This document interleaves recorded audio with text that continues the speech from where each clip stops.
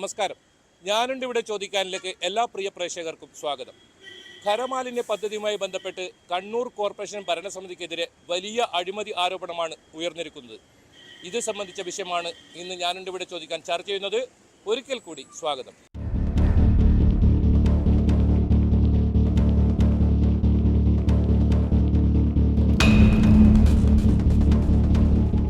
ഈ വിഷയത്തിൽ പ്രതികരിക്കാൻ നമ്മോടൊപ്പം ആക്ഷൻ കമ്മിറ്റി ഭാരവാഹികളുണ്ട്, അതുപോലെ തന്നെ കൗൺസിലർമാരുണ്ട്. ആദ്യം തന്നെ പ്രതിപക്ഷ നേതാവ് എൻ സുകന്യ ആണ് നമ്മോടൊപ്പം ചേരുന്നത്. ഏതായാലും ഇപ്പോൾ വലിയ തോതിലുള്ള ഒരു അഴിമതി ആരോപണമാണ് ഇപ്പോൾ വന്നിട്ടുള്ളത്. അതിന് കൃത്യമായ തെളിവുകളും വന്നിട്ടുണ്ട്. എങ്ങനെയാണ് ഇത് കാണുന്നത്?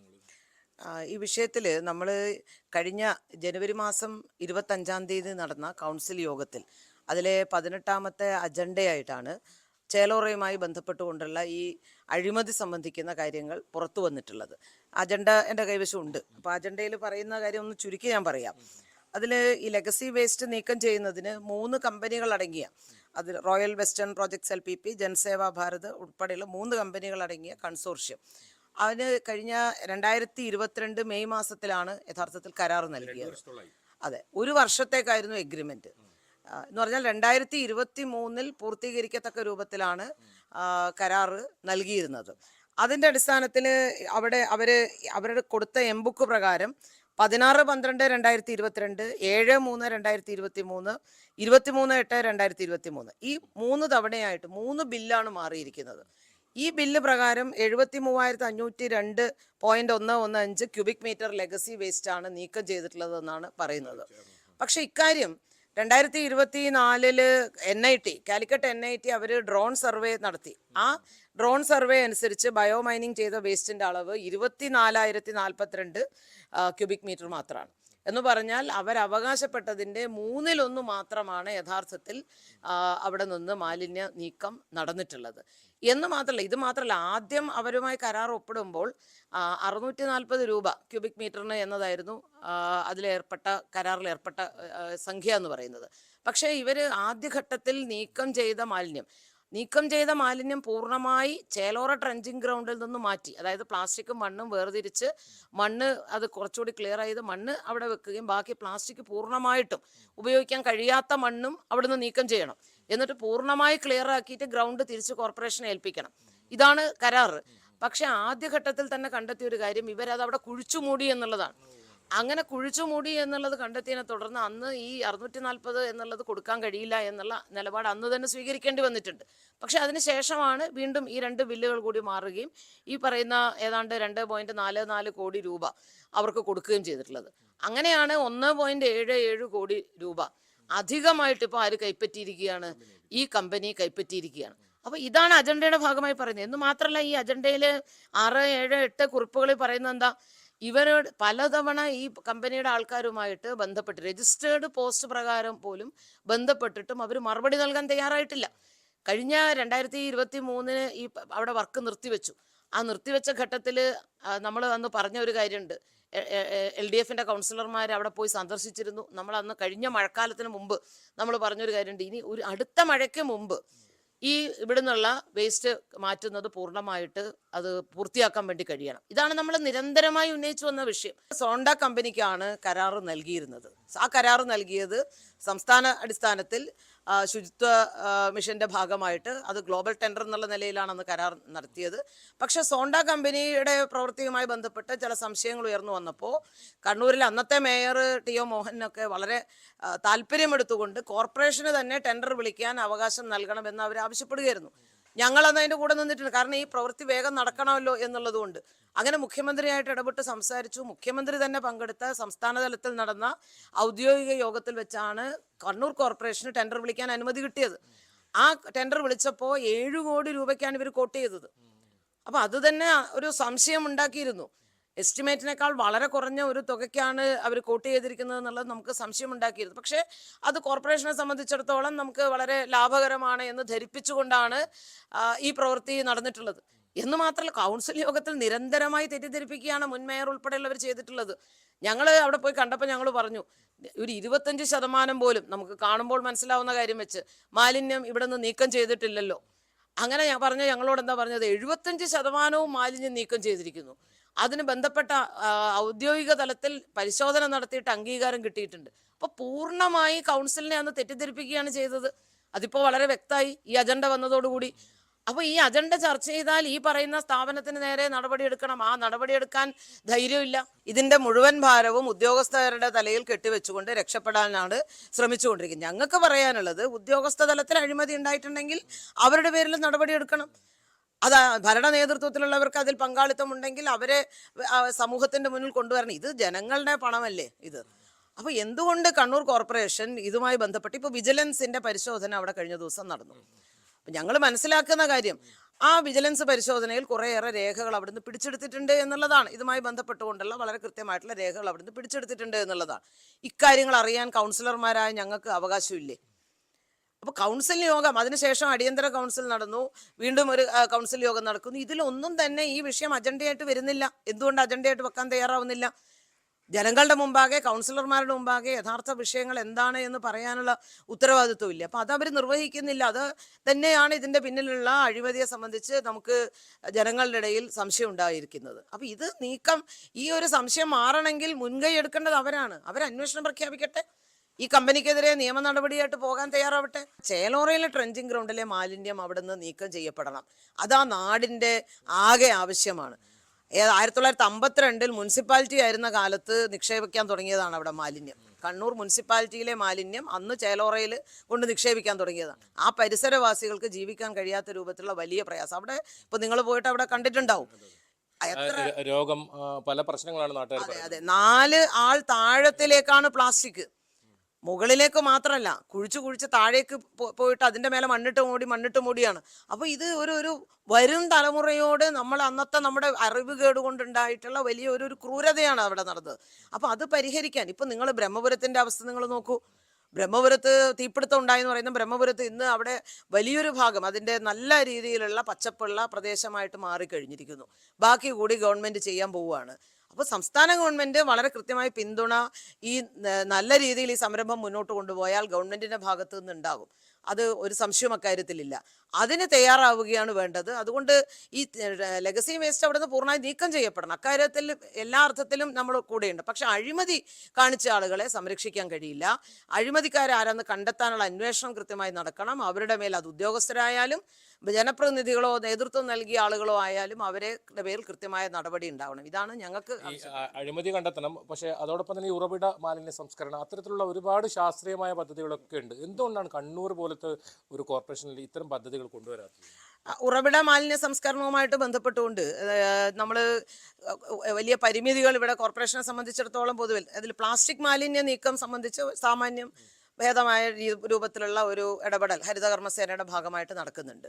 മറ്റതിൻ്റെ നിർദ്ദേശം എന്ന് പറയുന്നത് അതാത് പ്രദേശത്ത് ഒന്നുകിൽ ബയോബിന്ന് അല്ലെങ്കിൽ നമ്മളെ റിംഗ് കമ്പോസ്റ്റ് പോലുള്ളത് ഉപയോഗിച്ച് വീടുകളിൽ മാലിന്യം അവിടെ തന്നെ അത് സംസ്കരണം നടത്തുന്നതിനുള്ള പദ്ധതി നടപ്പാക്കുക.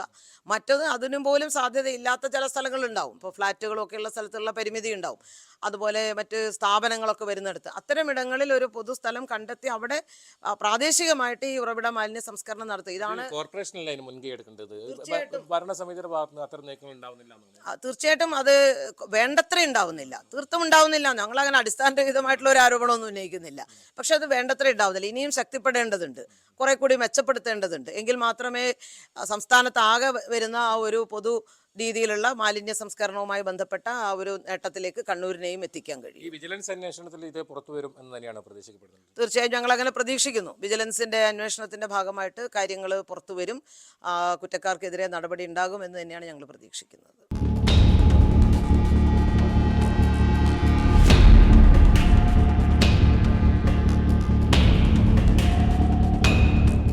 ചേലോറ ഖരമാലിന്യ പ്ലാന്റിൻ്റെ അകത്താണ് ഇപ്പോൾ നമ്മോടൊപ്പം കൗൺസിലർ ചേരുന്നു, പ്രദീപ് അദ്ദേഹം ചേരുന്നു. ഇതിനെക്കുറിച്ച് ഈ വിജിലൻസിൽ പരാതി നൽകിയത് കൂടി അദ്ദേഹമാണ്. എന്തായാലും ഇപ്പോൾ വിജിലൻസിന് പരാതി നൽകിയിരിക്കുന്നു. വലിയ ഒരു അഴിമതി ആരോപണമാണ് ഇപ്പോൾ ഉയർന്നിട്ടുള്ളത്. എന്താണ് ഈ ഘട്ടത്തിൽ പറയാനുള്ളത്? ബോധപൂർവം ഇതിൻ്റെ പിന്നിൽ ആദ്യ ഒരു കള്ളക്കളി ഇതിൻ്റെ ഭാഗമായിട്ടുണ്ട്. ഭരണകൂടം ഇത് പ്രത്യേക ലക്ഷ്യം വെച്ച് ഉണ്ടാക്കിയ ഒരു പദ്ധതിയാണ്. അതിലേറെ പ്രധാനപ്പെട്ടൊരു സംഗതി എന്താണെന്ന് പറഞ്ഞാൽ, ഇവിടെ ഇപ്പോൾ അന്നത്തെ മേയർ ടി ഒ മോഹനാണ്, അദ്ദേഹത്തിൻ്റെ നാട് കൂടിയാണ്. ട്രെഞ്ചിങ് ഗ്രൗണ്ടിനെ മാലിന്യവിമുക്തമാക്കുക എന്നൊക്കെയാണ് ഉദ്ദേശം പറഞ്ഞത് അദ്ദേഹം. അപ്പം നമ്മൾ അംഗീകരിച്ചു. ട്രഞ്ചിങ് ഗ്രൗണ്ടിൽ ഇതുവരെ കൂടിക്കിടക്കുന്ന മാലിന്യം കോർപ്പറേഷൻ തന്നെ നിർമ്മാർജ്ജനം ചെയ്യുമെന്ന് പറയുമ്പോൾ വലിയ കാര്യം. അപ്പം നമ്മളെ പറ്റുന്ന എല്ലാ സഹായവും ആ കാര്യത്തിൽ നമ്മൾ ചെയ്തിട്ടുണ്ട്. പക്ഷേ ഇവിടെ തനി തട്ടിപ്പാണ് നടക്കുന്നത്. ഇവിടുത്തെ ഒറ്റ ലോഡ് പോലും ഇതുവരെ പുറത്തു കൊണ്ടുപോയില്ല. പകരം ചെയ്ത് ട്രഞ്ചിങ് ഗ്രൗണ്ടിൻ്റെ തന്നെ മറ്റൊരു വശത്ത് താഴ്ന്നു കിടക്കുന്ന ആ സ്ഥലങ്ങളിലെല്ലാം ഇവിടെ നിന്ന് സെഗ്രേറ്റ് ചെയ്ത് അതിൻ്റെ ഭാഗം കുറേ കൂട്ടിയിട്ട് ഇവിടെ നിങ്ങൾക്ക് കാണാം, ബാക്കി സാധനങ്ങൾ മുഴുവൻ ഇവിടെ തന്നെ കൊണ്ടുപോയി തള്ളി. അപ്പോൾ എന്താണോ കരാർ, ആ കരാറിന് 100% വിരുദ്ധമായ കാര്യങ്ങളാണ് ഇവിടെ നടക്കുന്നത്. ഇവിടെ വലിയ തട്ടിപ്പ് നടക്കുകയാണ്. ഈ CAG റിപ്പോർട്ടിൽ വലിയ ഒരു അഴിമതി കണ്ടെത്തിയിരിക്കുന്നു. എന്താണ് ഈ വിജിലൻസിൽ കൊടുത്ത പരാതി? എന്താണ് വിജിലൻസിൽ ഞാൻ കൊടുത്ത പരാതി ഇതിൻ്റെ AG ആണ്, CAG അല്ല. AG റിപ്പോർട്ട് പ്രകാരം തന്നെ ഇവിടെ നടന്നിട്ടുള്ള കൊള്ളകൾ അല്ലെങ്കിൽ തെറ്റായ രീതികൾ അതൊക്കെ അവർ AG തന്നെ അക്കമിട്ട് നിരത്തിയിട്ടുണ്ട്. അപ്പോൾ ആ റിപ്പോർട്ട് പ്രകാരം തന്നെ അവർ ഒരുപാട് പോരായ്മകൾ ചൂണ്ടിക്കാണിച്ചിട്ടുണ്ട്. ആ പോരായ്മകൾ വെച്ചിട്ട് തന്നെ നമ്മളും അത് ചൂണ്ടിക്കാണിച്ചിട്ടുണ്ട്. ഇതിപ്പോൾ കോർപ്പറേഷനിൽ നമ്മൾ ഇടതുപക്ഷത്തിൻ്റെ കൗൺസിലർമാർ എന്നാൽ നമ്മൾ ലീഡറിൽ സുകന്യ ടീച്ചർ ഉൾപ്പെടെ നമ്മുടെ ആളുകളെല്ലാം ഇതിനെതിരെ കുറേ ദിവസങ്ങളായി കുറേ കൗൺസിൽ മീറ്റിങ്ങുകളിലായി നമ്മൾ ശബ്ദമുയർത്തിക്കൊണ്ടിരിക്കുകയാണ്. എന്നാൽ ഇതിനെക്കുറിച്ചൊരു ചർച്ച ചെയ്യുന്നതിന് പോലും ഇവരാരും സന്നദ്ധരാകുന്നില്ല. ഇപ്പം 4 കൗൺസിലറോളം ഇതുവരെയായി നമ്മൾ ചർച്ച ചെയ്യാതെ മാറ്റിയിട്ടുണ്ട്. അങ്ങനെയൊക്കെ വരുന്നത് ഇതിൻ്റെ ഒരു ജനാധിപത്യ പ്രക്രിയയിലുള്ള ജനങ്ങൾക്ക് അറിയാനുള്ള അവകാശവും അതുപോലെ തന്നെ ഇവിടെ നടക്കുന്ന പൊതുപണം കൊള്ളയടിക്കുന്നതിനെതിരെയുള്ള പരിശ്രമത്തെയും എല്ലാം ബോധപൂർവം ഇല്ലാതാക്കുന്ന ഒരു രീതിയാണ്. അത് നമ്മൾ അംഗീകരിക്കില്ല. തീർച്ചയായും ഇവിടെ പൂർണ്ണമായും നിർമ്മാർജ്ജനം ചെയ്തുകൊണ്ടുള്ള ഒരു ലാൻഡ് എങ്ങനെയാണോ നിർദ്ദേശത്തിൽ പറയുന്നത് അത് അതേ നിലയിലുള്ള ഒരു സംവിധാനം ഇവിടെ ഒരുക്കണം. അതുപോലെ തന്നെ ഇതിൻ്റെ പിന്നിൽ കളിച്ച ആളുകളെ കുറിച്ചിട്ടും അതുപോലെ ഈ കമ്പനികളുടെ പിന്നിലുള്ള ആളുകളെക്കുറിച്ചും ഒക്കെ നിഷ്പക്ഷമായ ഒരു അന്വേഷണം നടത്തണം. ഭരണസമിതി പറയുന്നത് ഇത് അവർക്ക് ഇതിൽ പങ്കില്ല, ഉദ്യോഗസ്ഥ തലത്തിൽ നടന്ന ഒരു അഴിമതി അങ്ങനെ കരുതുന്നുണ്ടോ? ഉദ്യോഗസ്ഥ തലത്തിൽ അഴിമതി ഉണ്ടോ എന്നൊക്കെ വിജിലൻസ് കണ്ടുപിടിക്കേണ്ടതാണ്. ഭരണതലത്തിൽ അറിയാതെ ഇതുപോലെയുള്ള ഒരു വലിയ വെട്ടിപ്പ് നടക്കുമെന്നുള്ളൊരു യാതൊരു ഇതും നമുക്കില്ല. അങ്ങനെ ഒരു വിശ്വാസമില്ല. കാരണം ഒരു ഉദ്യോഗസ്ഥൻ ഏതൊരു ഉദ്യോഗസ്ഥനായാലും ഒരു മെഷർ ചെയ്യുന്ന ഉദ്യോഗസ്ഥനാണ്, അതിൽ കവിഞ്ഞിട്ടൊന്നും ഇവിടെ വേറെ ആരും വരാനില്ല. അദ്ദേഹം ഇവിടെയുള്ള മാലിന്യം നീക്കി എന്ന് പറയുന്നത് ഇത്ര നീക്കി എന്ന് പറയുന്നുണ്ട്. അത് സത്യസന്ധമാണോ അല്ലയോ എന്നുള്ളത് നമുക്കറിയില്ല, നമ്മളാരും അളന്നിട്ടൊന്നുമില്ല. അത് ഉണ്ടെങ്കിൽ അദ്ദേഹവുമായിട്ട് ബന്ധപ്പെട്ടിട്ടുള്ള കാര്യമാണ്. അത് നിയന്ത്രിക്കേണ്ട ചുമതലയും ഭരിക്കുന്ന ആളുകൾക്കാണ്. അല്ല, ഇതിപ്പോൾ ഇപ്പോൾ നമുക്ക് വലിയ അഴിമതി പുറത്തു വരുന്നു, അതോടൊപ്പം ഈ പ്രദേശവാസികൾ എത്രത്തോളം ഈ ബാധിക്കുന്നുണ്ട് ഇവിടുത്തെ ഈ ഒരു അവസ്ഥ? ഈ മാലിന്യം കൊണ്ട് ചിലവർ പ്രദേശവാസികൾക്ക് നഷ്ടമില്ലാണ്ട് ഒരു ലാഭം ഇതുവരെ ഉണ്ടായിട്ടില്ല. കാരണം അത്രയധികം ദുരിതമാണ് നമ്മളെ ഈ പ്രദേശത്തെ ജനങ്ങൾ ഇവിടെ നിന്ന് ഒലിച്ചു പോകുന്ന മാലിന്യം. ഇതൊക്കെ പുറത്തേക്ക് തന്നെയാണ് പോകുന്നത്. നമ്മളെ തോടുകളും വയലുകളും ജലാശയങ്ങളും കിണറുകളും എല്ലാം നശിച്ചുകൊണ്ടിരിക്കുകയാണ്. അപ്പോൾ ഇവിടെ ഇനിയിപ്പം വരാൻ പോകുന്നത് നമ്മൾ ചിലർക്കാർക്ക് എന്ന് പറഞ്ഞുകൊണ്ട് വേറെ ഒരു സംഭവം ഇവിടെ കൊണ്ടുവരാൻ പോകുന്നുണ്ട്. അത് പുതിയതായിട്ടുള്ള STP ആണ്. കണ്ണൂരിൽ നിന്നല്ല, ചിലപ്പോൾ ഈ നമ്മളെ നോർത്ത് കേരളത്തിലുള്ള മുഴുവൻ സ്ഥലങ്ങളിലെയും ഈ പറയുന്ന മലം ആയിട്ടുള്ള അതിൻ്റെ വേസ്റ്റ് ഇവിടെ കൊണ്ടുവന്ന് സംസ്കരിക്കുന്ന ഒരു സംവിധാനം. അത്രയും 52 കോടി ഉറുപ്പ്യ വരുന്നതാണ് ആ പദ്ധതി. അതിൻ്റെ വേസ്റ്റ് എന്ന് പറയുന്നത് വെള്ളം തന്നെയാണ്. ബാക്കിയെല്ലാം ചിലപ്പോൾ ഇവിടെ സംസ്കരിക്കാൻ കഴിഞ്ഞാൽ, പക്ഷേ ഈ വെള്ളം നമ്മളെ ജലാശയങ്ങളിലും തോടുകളിലും കാനാമ്പുഴയിലും അങ്ങനെയല്ലേ പോവുക. അപ്പോൾ അതിന് എന്ത് പരിഹാരമുണ്ട്? അതിന് ശാസ്ത്രീയമായ സർവേ നടത്തണം, അത് പരിസ്ഥിതി ആഘാത സർവേ നടത്തണം. അങ്ങനെ ഒരു സർവേയും ഇവിടെ നടത്താതെയാണ് ഇങ്ങനെ ഒരു വലിയ ബൃഹത് പദ്ധതി ഇവിടെ ആസൂത്രണം ചെയ്തിരിക്കുന്നത്. അപ്പോൾ ശരിക്കും നാട്ടുകാരെ സംബന്ധിച്ചിട്ട് ഇതിനോണ്ടുള്ള ദോഷം ചെറുതൊന്നുമല്ല, ദോഷം മാത്രമേ നമുക്ക് കിട്ടിയിട്ടുള്ളൂ. നിലവിൽ വിജിലൻസിന് പരാതി കൊടുത്തത് എന്താണ് ഇനി അടുത്ത നീക്കം? അതുകൂടെ നമ്മൾ സമരത്തിലാണ്. നമ്മളിപ്പോൾ നാളെ സമരമല്ല, നാളെ ഇപ്പം കോർപ്പറേഷൻ കൗൺസിലുണ്ട്. വരും ദിവസങ്ങളിൽ ഇത് ശക്തമായി ഉയർത്തിക്കൊണ്ടുവരും. കോർപ്പറേഷൻ കൗൺസിലിൽ തന്നെ നമ്മളത് ഉയർത്തിക്കൊണ്ടുവന്നിട്ടുണ്ട്. ഇപ്പം തന്നെ പത്രങ്ങളും അതുപോലെയുള്ള ജനങ്ങളുമൊക്കെ അതിൻ്റെ ഭാഗമായി നമ്മൾ പൊതുയോഗങ്ങൾ നടക്കുന്നുണ്ട്, പ്രതിഷേധ പൊതുയോഗങ്ങൾ നടക്കുന്നുണ്ട്. അതുപോലെ നിരവധിയായ കാര്യങ്ങൾ നടക്കുന്നുണ്ട്. നമ്മൾ ശക്തമായ പ്രക്ഷോഭവുമായി നാട്ടുകാരെ ഉൾപ്പെടെ ഇവരുടെ ഒരു ആക്ഷൻ കമ്മിറ്റി ഉണ്ട്. ഇപ്പോൾ ആക്ഷൻ കമ്മിറ്റീൻ്റെ പ്രസിഡൻ്റാണ് ചാലോടൻ രാജീവ്. അപ്പോൾ ആക്ഷൻ കമ്മിറ്റിയും അതിൽ ഇടപെട്ടിട്ടുണ്ട്. ഇപ്പോൾ അതുപോലെ തന്നെ ഇടതുപക്ഷം എന്ന നിലയിൽ ഇടപെട്ടിട്ടുണ്ട്. ഇന്നിപ്പോൾ അതുപോലെ BJPൻ്റെ ഒരു സമരം കണ്ണൂരിൽ നടക്കുന്നുണ്ട്. അപ്പോൾ മൊത്തത്തിൽ ഇതൊരു കാര്യമായൊരു പ്രശ്നമായി മാറിക്കഴിഞ്ഞിട്ടുണ്ട്. ഒരു ഭാഗത്ത് വലിയ തോതിലുള്ള അഴിമതി ആരോപണം, അതിനുമപ്പുറം പാരിസ്ഥിതികമായ വലിയ പ്രശ്നം, ശാസ്ത്രീയമായ പഠനങ്ങളില്ലാതെ കൊണ്ടുവരുന്ന പദ്ധതി, അതിനെതിരെ വലിയ ജനകീയ പ്രതിഷേധം തന്നെയാണ് ഉയരുന്നത്. എന്തായാലും കൂടുതൽ പേർ, ആക്ഷൻ കമ്മിറ്റി ഭാരവാഹികൾ ഉൾപ്പെടെ കൂടുതൽ പേർ പ്രതികരിക്കാനുണ്ട്. അവരുടെ പ്രതികരണങ്ങൾക്കെല്ലാം വരാം ഒരു ചെറിയ ഇടവേള.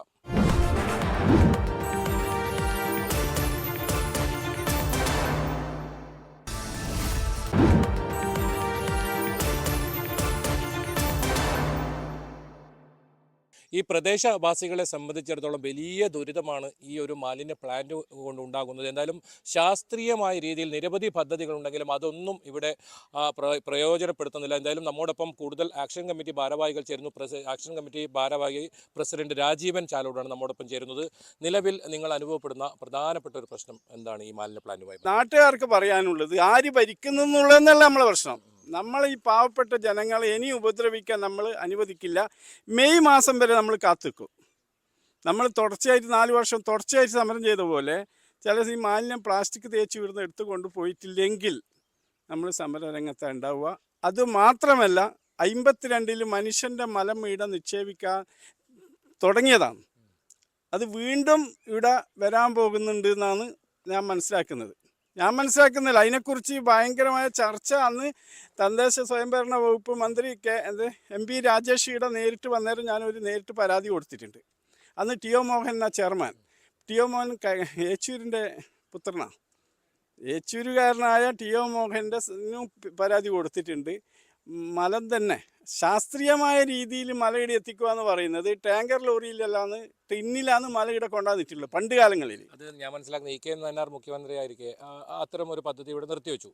വീണ്ടും ഒരു പിണറായി വിജയൻ, അതായത് കണ്ണൂർ ജില്ലക്കാരനൊരു മുഖ്യമന്ത്രി, ഭരണകൂടത്തു നിന്നും അനുകൂലമായ ഒരു നിലപാട് പ്രതീക്ഷിക്കുന്നുണ്ടോ ഇക്കാര്യത്തിൽ? ഇതിനെ എതിർക്കുന്ന ആളില്ല എന്ന് ഞാൻ ആദ്യമേ പറഞ്ഞു കഴിഞ്ഞല്ലോ. ഇതിൻ്റെ അകത്ത് ശക്തമായ നിലപാടെടുക്കാൻ ഇതുവരെ ആയിട്ടില്ല. ഇടതായാലും വലതായാലും ഒക്കെ മാലിന്യക്കാരൻ്റെ തലയിൽ പിന്നെയും വെക്കാനുള്ള ഏർപ്പാടല്ലെങ്കിൽ ഇത്രയും ഭൂമി മലിനപ്പെട്ട സ്ഥിതിക്ക് അത് നിർത്തലാക്കാലോ. അങ്ങനെയാണെങ്കിൽ ഏത് തരത്തിലായിരിക്കും ഇനി ആക്ഷൻ കമ്മിറ്റി മുന്നോട്ട് പോകുക? ആക്ഷൻ കമ്മിറ്റി ഇത് എടുത്തു മാറ്റണം. ഒന്ന്, ഇവർ നിലവിൽ പദ്ധതി നടപ്പിലാക്കാൻ പോകുന്ന പദ്ധതി ഒരു കാരണവശാലും ഇവിടെ പാടില്ല എന്ന് നമ്മൾ അന്ന് മന്ത്രിയോട് പറഞ്ഞിട്ടുണ്ട്. മുനിസിപ്പാലിറ്റീൻ്റെ കോർപ്പറേഷനിലെ മേയറായ TO മോഹന് ലെറ്റർ കൊടുത്തിട്ടുണ്ട്, കളക്ടർക്ക് കൊടുത്തിട്ടുണ്ടെന്ന് തോന്നുന്നു, എല്ലാവർക്കും കൊടുത്തിട്ടുണ്ട്. 23 ഏക്കർ ഉണ്ടെങ്കിലും ഇത്രയും മലിനപ്പെട്ട ഒരു ഭൂമിയിൽ ഈ പദ്ധതി നടപ്പിലാക്കുന്നതിന് പകരം സർക്കാരിൻ്റെ പ്രഖ്യാപിത നയമുണ്ടല്ലോ, മാലിന്യം എവിടെയാണോ ഉത്ഭവിക്കുന്നത് അവിടെ തന്നെ സംസ്കരിക്കണം എന്നുള്ളതാണല്ലോ. ഉത്ഭവ സ്ഥലത്ത് തന്നെയാണ് മാലിന്യം, പ്ലാസ്റ്റിക്, ഖരമാലിന്യം തിരിച്ച് അതാത് സ്ഥലങ്ങളിൽ തന്നെ അതിൻ്റെ സംവിധാനം ഉണ്ടാക്കണം എന്ന് പറയുമ്പോൾ വീണ്ടും ഇവിടെ കേന്ദ്രീകരിച്ച് മാലിന്യം കൊണ്ടുവരാനുള്ള പദ്ധതിയാണ് നടപ്പിലാക്കാൻ പോകുന്നതെന്ന് നമ്മൾ അറിഞ്ഞ്.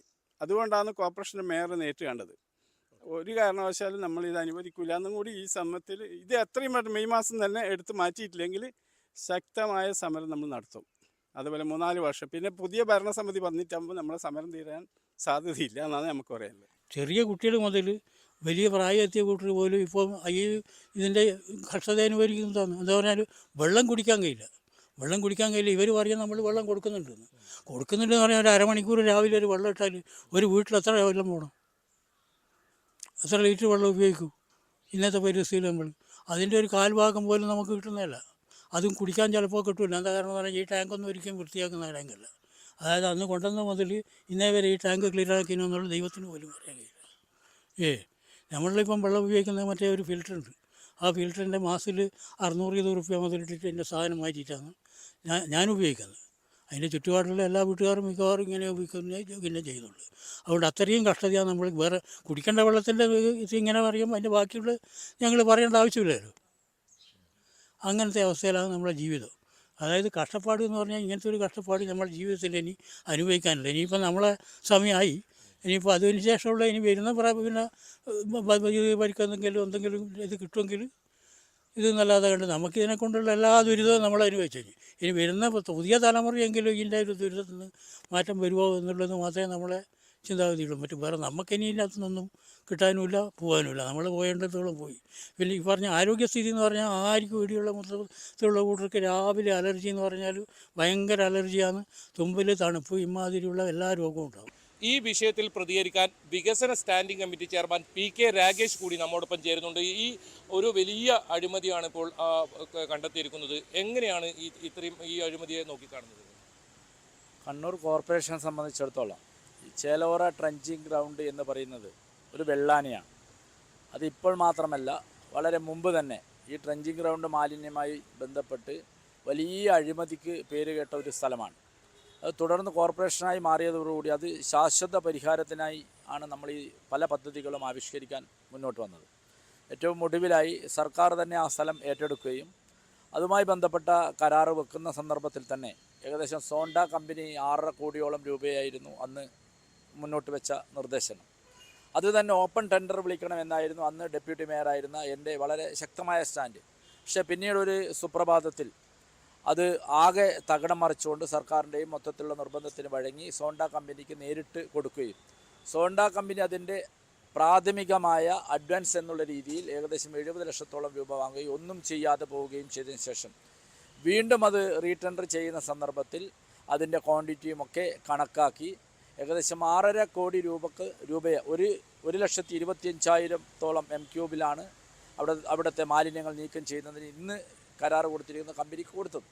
പക്ഷെ അവിടെ നിന്ന് 1 മെട്രിക് ടൺ പോലും പുറത്തേക്ക് കൊണ്ടുപോകാതെ മാലിന്യങ്ങൾ എന്നുവെച്ചാൽ പരിപൂർണമായി ബയോ മൈനിങ് ചെയ്ത് അവിടെ നിന്ന് പുറത്തേക്ക് കൊണ്ടുപോകുമെന്നാണ് കരാർ. പക്ഷേ അവിടെ നിന്ന് ഒരു ഭാഗത്തു നിന്ന് എടുത്ത് മറ്റൊരു ഭാഗത്തേക്ക് അത് മാറ്റി വെക്കുകയും അത് കുറച്ചൊക്കെ ബയോ മൈനിങ് ചെയ്യുകയും ബാക്കി മുഴുവൻ അവിടെ തന്നെ ഡംപ് ചെയ്യുകയും ചെയ്തതിന് അന്നത്തെ മെഷർമെൻറ്റ് കണക്കാക്കി ഏകദേശം 2,77 ലക്ഷത്തോളം രൂപയാണ് കൊടുത്തിരിക്കുന്നത്. ബന്ധപ്പെട്ട ഉദ്യോഗസ്ഥർ പറയുന്നത് അത് തന്നെ 50% റീടെൻഷൻ വെച്ചിട്ടാണ് കൊടുത്തത് എന്ന് പറയുന്നു. അങ്ങനെയാണെങ്കിൽ പരിപൂർണമായി അവിടെ മാലിന്യങ്ങൾ നീക്കം ചെയ്തു എന്നതാണ് നമ്മുടെ കണക്കിൽ പറയുന്നത്. പക്ഷേ NITയുടെ സർവേ പ്രകാരം 25% പോലും അവിടെ നിന്ന് മാലിന്യങ്ങൾ നീക്കം ചെയ്തിട്ടുമില്ല. അതുമായി ബന്ധപ്പെട്ട ഒരു പ്രവൃത്തിയും അവിടെ പൂർത്തീകരിച്ചിട്ടില്ല. ഈ പൂർത്തീകരിക്കാത്ത പദ്ധതിക്കാണ് ഇത്രയും കോടികൾ ചെലവഴിച്ചത്. ശരി, അത് ബന്ധപ്പെട്ട ഏതെങ്കിലും ഉദ്യോഗസ്ഥൻ അനാസ്ഥയോ അല്ലെങ്കിൽ മറ്റു രീതിയിലാണെങ്കിൽ ഇന്നുള്ള കൗൺസിൽ അതിനെന്തിനാണ് വെള്ളപൂശാൻ ശ്രമിക്കുന്നത് എന്നതാണ് നമ്മുടെ സംശയം. കഴിഞ്ഞ 2 കൗൺസിൽ യോഗത്തിന് മുമ്പേ ഇതിൻ്റെ അജണ്ട പുറത്തേക്ക് വന്നു. അജണ്ട മാറ്റിവെക്കുന്നു. യാതൊരു ചർച്ചയും കൂടാതെ അജണ്ട മാറ്റിവെക്കുന്നത് സ്റ്റിയറിംഗ് കമ്മിറ്റിയിൽ വന്നു. സ്റ്റിയറിംഗ് കമ്മിറ്റി വളരെ കൃത്യമായ കാര്യങ്ങൾ 1.5 മണിക്കൂറോളം ചർച്ച ചെയ്തെടുത്ത തീരുമാനം നിലവിലുള്ള കരാറ് പുതുക്കി, അതായത് സപ്ലിമെൻ്റ് എഗ്രിമെൻ്റ് വെച്ച് ആ പ്രവൃത്തി തുടർന്ന് പൂർത്തിയാക്കാൻ അദ്ദേഹം തയ്യാറാണെങ്കിൽ അദ്ദേഹത്തിന് കൊടുക്കുന്നതിൽ തെറ്റില്ല എന്ന് തീരുമാനമെടുത്തു. അടുത്ത കൗൺസിലിലേക്ക് വന്ന് തീരുമാനമെടുക്കുന്നതിന് ഇടയിൽ ഈ അജണ്ട വരികയും അത് വരാതെ മാറ്റി നിർത്തുകയും ചെയ്യുന്നത് ഏത് ഹൈപ്പവർ കമ്മിറ്റിയാണ്, ഏത് വ്യക്തിയാണ് ഇതിനെ പുറകോട്ട് വലിക്കുന്നത് എന്ന് വെച്ചാൽ കോർപ്പറേഷനെ സംബന്ധിച്ചിടത്തോളം സ്റ്റാൻഡിംഗ് കമ്മിറ്റി, സ്റ്റിയറിംഗ് കമ്മിറ്റി, പിന്നീട് തീരുമാനിക്കേണ്ട ഒരു ബോഡിയാണ് കൗൺസിൽ. ആ കൗൺസിലിലേക്ക് എത്തുന്നതിന് മുമ്പ് എല്ലാ സ്റ്റാൻഡിംഗ് കമ്മിറ്റി ചെയർമാൻമാരും മേയർ ഉൾപ്പെടെ ഇരുന്ന് ആലോചിച്ച്, സെക്രട്ടറി ഉൾപ്പെടെ ഉദ്യോഗസ്ഥന്മാർ ഉൾപ്പെടെ എടുത്ത് ആലോചിച്ച തീരുമാനം പിന്നീട് ഒരു സുപ്രഭാതത്തിൽ മാറിപ്പോയത് ആർക്ക് വേണ്ടിയാണ്? അപ്പോൾ ആരെയോ ഇവിടെ സംരക്ഷിക്കാൻ ബന്ധപ്പെട്ട ആളുകൾക്ക് താല്പര്യമുണ്ട് എന്നതാണ് അതിനർത്ഥം. എന്നിരുന്നാലും അജണ്ട കൗൺസിലിലേക്ക് ബേസ് ചെയ്തപ്പോൾ അതുമായി ബന്ധപ്പെട്ട കാര്യങ്ങൾ വളരെ കൃത്യമായി അന്ന് കൗൺസിലിൽ ഞാൻ പറഞ്ഞതാണ്. അപ്പോൾ പറഞ്ഞ അടുത്ത കമ്മിറ്റി യോഗത്തിനകത്ത് വീണ്ടും ചർച്ചയ്ക്ക് വരുമെന്നാണ് പറഞ്ഞത്. പക്ഷേ വീണ്ടും ഒരു കമ്മിറ്റി യോഗം കഴിഞ്ഞു, അതും വന്നില്ല. നാളെ വീണ്ടും ഒരു കൗൺസിൽ വരികയാണ്, അവിടെയും വരും. അപ്പോൾ ആരെയാണ് ഇവർ വെള്ളപൂശുന്നത്? ഇപ്പം മനസ്സിലാക്കുന്നത് യാതൊരു വിധത്തിലുള്ള സപ്ലിമെൻ്റ് എഗ്രിമെൻറ്റോ മറ്റു കാര്യങ്ങളോ നിയമ നടപടികളോ പൂർത്തീകരിക്കാതെ ഇതേ കരാറുകാരൻ തന്നെ വീണ്ടും അവിടെ ചെറിയ പ്രവൃത്തികളൊക്കെ നടത്താൻ തുടങ്ങിയിട്ടുണ്ട് എന്നാണ് മനസ്സിലാക്കുന്നത്. അപ്പോൾ ഇത് ആരുടെ നിർദ്ദേശം അനുസരിച്ച്, ആർക്ക് വേണ്ടിയാണ് ഇത് ചെയ്യുന്നത്, എന്താണ് ഇതിൻ്റെ പുറകിലെ ഗൂഢോദ്ദേശം? ഇതാണ് നമ്മൾക്ക് മനസ്സിലാകുന്നത്. ഇത് നാട്ടിലെ മുഴുവൻ ജനങ്ങളും ആഗ്രഹിക്കുന്നതാണ്. പ്രത്യേകിച്ച് കൗൺസിലുള്ള മുഴുവൻ ആളുകളും എന്ന് വെച്ചാൽ ഒരാൾ ഒഴിച്ച് ബാക്കി 54 പേരും ഒരേ സ്വരത്തിൽ ഒരേ ശബ്ദത്തിൽ പറയുന്നു, ഈ അഴിമതി പുറത്തു കൊണ്ടുവരണം, ഇതിൻ്റെ പുറകിലുള്ളവരെ കൊണ്ടുവരണം. പക്ഷെ മനോരമ 2 ദിവസം മുമ്പ് റിപ്പോർട്ട് ചെയ്തത് ഇത് ബന്ധപ്പെട്ടവർക്ക് ആർക്കും തന്നെ യാതൊരു തെറ്റും പറ്റിയില്ല, ഉദ്യോഗസ്ഥന്മാർക്ക് പറ്റിയിട്ടില്ല, മറ്റു രീതിയിൽ പറ്റിയിട്ടില്ല. പിന്നെ ആർക്കാണ് തെറ്റുപറ്റിയത്? പിന്നെ കൗൺസിലിനാണോ തെറ്റുപറ്റിയത്? അല്ലെങ്കിൽ ആർക്കാണ്? അല്ലെങ്കിൽ ഒരു വ്യക്തി പറയട്ടെ ഇത് എൻ്റെ ഭാഗത്തുണ്ടായ പാളിച്ചയാണ് എന്ന് പറയാനുള്ള ആർജവമെങ്കിലും കാണിക്കണം. എന്നിട്ട് ഈ അഴിമതി പുറത്തു കൊണ്ടുവരിക തന്നെ ചെയ്യണം. ഇത് ആര് നടത്തിയാലും അഴിമതി. ഞാൻ പറയുന്നത് തീവെട്ടിക്കൊള്ളയാണ്. കണ്ണൂർ കോർപ്പറേഷനെ സംബന്ധിച്ച് കഴിഞ്ഞ 3 വർഷക്കാലം നടത്തിയത് തീവെട്ടിക്കൊള്ളയാണ്. എല്ലാം ഇത് മാത്രമല്ല, എല്ലാ കേസും കണ്ണൂർ കോർപ്പറേഷനിൽ നടന്നിരിക്കുന്ന മുഴുവൻ അഴിമതി കഥകളും വിജിലൻസ് അന്വേഷിച്ച് ഇത് പുറത്തു കൊണ്ടുവരണമെന്നാണ്. ഇത് വലിയൊരു അഴിമതി നടന്നിട്ടുണ്ടെന്ന കാര്യത്തിൽ തർക്കമില്ല. ഇപ്പോൾ വിജിലൻസ് അന്വേഷണം നടക്കുകയാണ്. ആ അന്വേഷണത്തെ എങ്ങനെയാണ് നോക്കിക്കാണുന്നത്? വിജിലൻസിനെ സംബന്ധിച്ചിടത്തോളം വിജിലൻസ് ഒരു പ്രാഥമികമായ എൻക്വയറി നടത്തും. ഇത് പിന്നീട് സർക്കാരിലേക്ക് അയക്കും. സർക്കാരിന് പെർമിഷൻ കിട്ടും. ഇതൊക്കെ ഒരു പുകമറ മാത്രം സൃഷ്ടിക്കലാണോ? അല്ലെങ്കിൽ വിജിലൻസ് ആത്മാർത്ഥതയും വളരെ സത്യസന്ധമായാണെങ്കിൽ ഈ അന്വേഷണത്തോടു കൂടി കണ്ണൂർ കോർപ്പറേഷനിൽ ഇനി ഭാവിയിൽ ഒരു അഴിമതിയും ഉണ്ടാവില്ല. അഴിമതി രഹിത കോർപ്പറേഷനാക്കി മാറ്റാൻ സാധിക്കും. ഉപ്പ് തിന്നവൻ വെള്ളം കുടിക്കുമെന്ന ബോധം ഇതോടുകൂടി ഉണ്ടാക്കിയെടുക്കുവാൻ വിജിലൻസ് ആത്മാർത്ഥതയോടെ വിജിലൻസിൻ്റെതായ അതിൻ്റെ നിയമത്തിലും പരിരക്ഷയിലും നടപടിക്രമങ്ങളിലും പറയുന്ന കാര്യങ്ങൾ കൃത്യമായ അന്വേഷണവുമായി മുന്നോട്ട് പോയാൽ വളരെ കൃത്യമായി ഇത് പുറത്തു കൊണ്ടുവരാൻ സാധിക്കും. അവിടെ 25,000 മെട്രിക് ടൺ മാത്രമേ പുറത്തേക്ക് കൊണ്ടുപോയി ആകെ നീക്കം ചെയ്തിട്ടുള്ളൂ എന്ന് പറയുന്നു. പക്ഷേ അതിൻ്റെ 10 ഇരട്ടിയോളമാണ് അവിടെ പണം കൊടുത്തിരിക്കുന്നത്. അപ്പോൾ അതിൽ നിന്ന് തന്നെ വളരെ വ്യക്തമല്ലേ, ചെയ്യാത്ത ജോലിക്ക് മെഷർമെൻ്റ് എടുക്കുന്നു, ചെക്ക് മെഷർ ചെയ്യുന്നു, പണം കൊടുക്കുന്നു, പണം പാസ്സാക്കുന്നു. മേയർ പറയുന്ന ആർക്കും തെറ്റുപറ്റിയിട്ടില്ല എന്ന്. മേയർക്ക് വെറുതെ അവിടെ പോയി നോക്കിയാൽ ഇതിൻ്റെ കരാറ് മുതൽ യാതൊരു സുതാര്യതയില്ല. മുൻ മേയറും അതോടൊപ്പം തന്നെ ആരോഗ്യ സ്റ്റാൻഡിംഗ് കമ്മിറ്റി ചെയർമാൻ മാത്രമാണ് അവിടെ എന്ത് നടക്കുന്നു, എന്താണ് നടക്കുന്നത്. ഒരു കൗൺസിലും യാതൊരു ചർച്ചയും അതിന് ശേഷം നടന്നിട്ടില്ല. വരുന്നു, പോകുന്നു, കൊടുക്കുന്നു. ഇത് കൗൺസിലിൽ പോലും ഒരു പേയ്മെൻറ്റ് പോലും കൗൺസിൽ അംഗീകരിച്ചിട്ടില്ല. അതാണ് മറ്റൊരു വസ്തുത. സാധാരണ ഇത്തരം ഒരു പേയ്മെൻറ്റ് നടത്തിയാൽ അടുത്ത കൗൺസിൽ വരും. ഇതങ്ങനെ യാതൊരു നടപടിക്രമങ്ങളും ഇതുവരെയായി വന്നിട്ടില്ല എന്നതാണ് ഇതിൻ്റെ മറ്റൊരു പ്രത്യേകത. ഈ സാധാരണക്കാരൻ്റെ നികുതി പണമാണ് ഇപ്പോൾ വലിയ അഴിമതി ആരോപണമായി പുറത്തു വരുന്നത്. ഇനിയിപ്പോൾ തദ്ദേശ തെരഞ്ഞെടുപ്പിന് ഏതാനും മാസങ്ങൾ മാത്രമേ ബാക്കിയുള്ളൂ. 10 വർഷമായി UDFിൻ്റെ കയ്യിലുള്ള ഒരു കോർപ്പറേഷനാണ്. എങ്ങനെയാണ് ഇത് ഈ തെരഞ്ഞെടുപ്പിന് കൂടി ഇതിനെ ബാധിക്കാൻ പോകുന്നത്? ഒരു സംശയമില്ല. തെരഞ്ഞെടുപ്പിനെ സംബന്ധിച്ചിടത്തോളം UDF ആയാലും LDF ആയാലും അവരുടെ പ്രഖ്യാപിത നയങ്ങൾ ആരും അഴിമതി നടത്തലല്ല. ഇത് ഒരു വ്യക്തിപരമായി, ഇത് ഏതെങ്കിലും ഒരു പാർട്ടിയോ UDF അല്ലെങ്കിൽ LDF തീരുമാനിച്ച് നടത്തിയ അഴിമതിയല്ല. ചില വ്യക്തി താല്പര്യത്തിന് വേണ്ടി, അദ്ദേഹത്തിന് ലാഭത്തിന് വേണ്ടി, അദ്ദേഹത്തിന് മുന്നോട്ട് പോകാൻ, അദ്ദേഹത്തിനെതിരെ ആരെങ്കിലും ശബ്ദിക്കുന്നുണ്ടെങ്കിൽ അവരെയൊക്കെ അതിൽ നിന്ന് പിഴുതു മാറ്റി കൊണ്ടുപോകുന്ന ഒരവസ്ഥയിലുള്ള ഭരണ സംവിധാനമാണ്. അപ്പോൾ ആ വ്യക്തിയെ സംബന്ധിച്ചിടത്തോളം മാറ്റി നിർത്തിയാൽ തന്നെ കണ്ണൂർ കോർപ്പറേഷൻ്റെ അഴിമതി ഇല്ലാതാവുമെന്നാണ് എൻ്റെ വ്യക്തിപരമായ അഭിപ്രായം. ഈ വികസന സ്റ്റാൻഡിംഗ് കമ്മിറ്റി ചെയർമാൻ എന്ന നിലയിൽ അങ്ങക്ക് കൂടി ഇതിലൊരു ഉത്തരവാദിത്വമുണ്ട്. എന്താണ് ഇതിൽ അങ്ങയുടെ ഒരു നിലപാട്? എന്നെ സംബന്ധിച്ചിടത്തോളം എൻ്റെ ഉത്തരവാദിത്വം ബന്ധപ്പെട്ട ബോഡികളിൽ ഇത് നിർദ്ദേശിക്കുക, അതുമായി ബന്ധപ്പെട്ട കാര്യങ്ങൾ ചെയ്യുന്നതിന് വേണ്ടിയുള്ള നിർദ്ദേശങ്ങൾ നൽകുക. എനിക്ക് എക്സിക്യൂഷൻ പവറില്ല. പവർ മേയർക്ക് മാത്രമേ ഉള്ളൂ. അത് ചെയ്യേണ്ടത് അവരാണ്. എല്ലാ വേദികളിലും, എല്ലാ പൊതുവായ നിയമപരമായി പറയാൻ പറ്റുന്ന വേദികളിലൊക്കെയും പരാതി കൊടുക്കേണ്ടിടത്തൊക്കെ ഞാൻ ഇതുമായി ബന്ധപ്പെട്ട കാര്യങ്ങൾ ചെയ്തിട്ടുണ്ട്. സ്റ്റിയറിംഗ് കമ്മിറ്റിയിൽ വളരെ വ്യക്തമായ അഭിപ്രായം പറഞ്ഞിട്ടുണ്ട്, കൗൺസിലിൽ പറഞ്ഞിട്ടുണ്ട്. ഇതിനപ്പുറത്തേക്ക് ഒരു സ്റ്റാൻഡിംഗ് കമ്മിറ്റി ചെയർമാൻ എന്നുള്ള രീതിയിൽ മറ്റൊന്നും തന്നെ നിയമപരമായി എനിക്ക് ചെയ്യാൻ സാധിക്കില്ല. അതൊക്കെ ഞാൻ ചെയ്തിട്ടുണ്ട്. എന്നാലും ഈ അഴിമതി ഇത് കൃത്യമായി വിവരം പുറത്തു വരും എന്ന് തന്നെയാണ് പ്രതീക്ഷിക്കപ്പെടുന്നത്. ഒരു സംശയം വേണ്ട. ഇന്നല്ലെങ്കിൽ നാളെ ഇത് പരിപൂർണമായി പുറത്തു വരും.